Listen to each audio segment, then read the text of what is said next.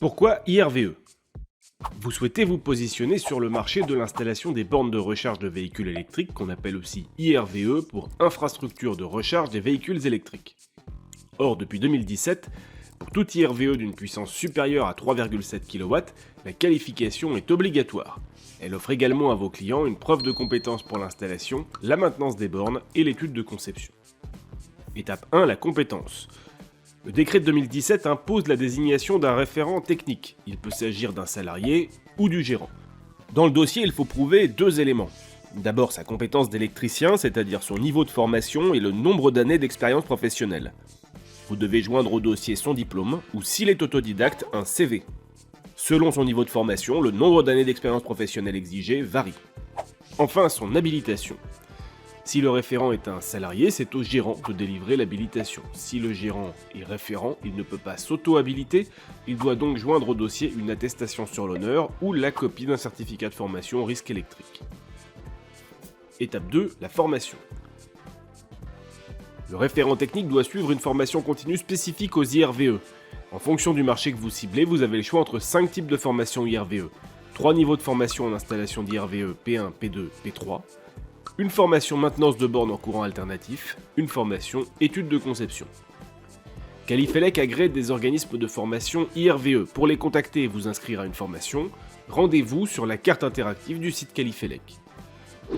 À l'issue de chaque formation, vous obtenez une attestation de réussite au QCM de fin de formation avec une note. C'est ce document qu'il faut joindre au dossier de qualification. Étape 3, la commande du dossier.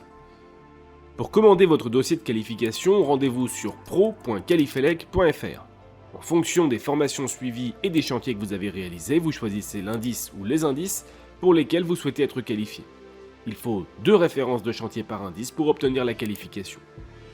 Si vous n'avez pas assez de références de chantier, vous avez la possibilité de sélectionner des indices probatoires. La qualification probatoire est valable 2 ans, à l'issue desquels vous devrez présenter les références de chantier. Des indices probatoires et non probatoires peuvent être combinés. Pour constituer votre demande de qualification, Qualifelec vous propose des tutos vidéo. Comment remplir les formulaires sans rien oublier et sans se tromper, quels documents joindre et où envoyer votre dossier. En quelques minutes, on répond à toutes ces questions. Étape 4, la décision du comité de qualification. Une fois complété, vous envoyez le dossier à Qualifelec qui traite la demande et qui présente le dossier en comité de qualification. Si celui-ci est validé, vous recevez votre premier certificat de qualification après règlement de la facture. Vous êtes désormais autorisé à installer des bornes conformément à la réglementation en vigueur. Vous êtes référencé sur le moteur de recherche de Qualifelec et sur la carte des entreprises qualifiées en IRVE. Vous pouvez aussi vous inscrire sur le programme Advenir si votre offre IRVE rentre dans leurs critères.